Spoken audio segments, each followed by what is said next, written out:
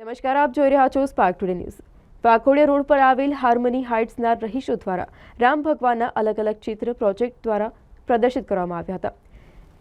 અયોધ્યામાં રામ ભગવાનની પ્રાણ પ્રતિષ્ઠા મહોત્સવ નિમિત્તે વાઘોડિયા રોડ પર આજે કાર્યક્રમ છે તે કરવામાં આવ્યો હતો। રંગોલીમાં રામ ભગવાન, સીતા માતા સાથે જ હનુમાનજીની પ્રતિમા દ્વારા સુંદર ચિત્ર પ્રદર્શિત કરવામાં આવ્યું હતું અને આ દિવસને ખૂબ જ ઉત્સાહ સાથે ઉજવણી કરવામાં આવી।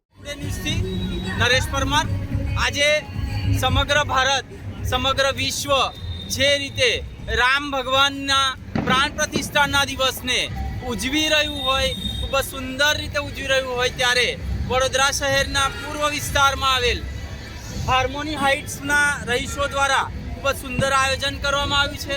રામ ભગવાનની પ્રતિમા ખૂબ જ સુંદર રૂપે ત્યાં આયોજન કર્યું છે। રંગોલી દ્વારા પણ સુંદર આયોજન કર્યું છે અને પ્રોજેક્ટર દ્વારા રામ ભગવાનની અલગ અલગ થીમ બતાવવામાં આવી રહી છે। ખૂબ જ સુંદર રીતે રામ ભગવાનની થીમ બતાવી રહ્યા છે। સીધી વાત કરીશું અહીંયાના રહીશો સાથે અને જેઓએ આ આયોજન કર્યું છે તેમની સાથે જ સીધી વાત કરીશું।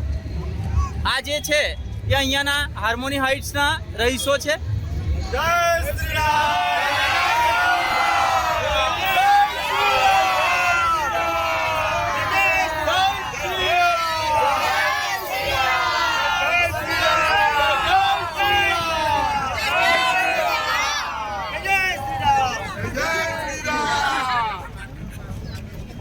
આજનું આયોજન શું છે અને કેવી રીતનું આયોજન છે?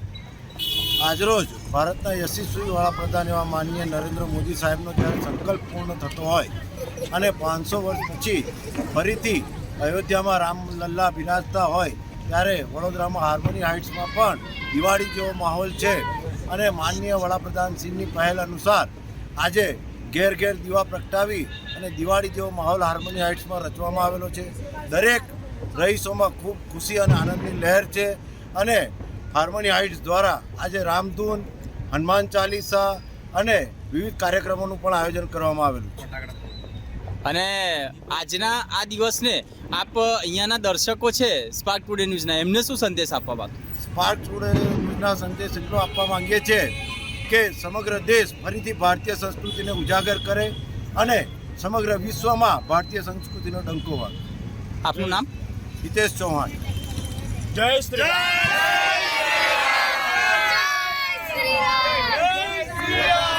તો આ હતા હાર્મોની હાઇટ્સના રહીશો, ખૂબ જ સુંદર આયોજન કરે છે। સ્પાર્ક ટુડે ન્યૂઝથી નરેશ પરમાર।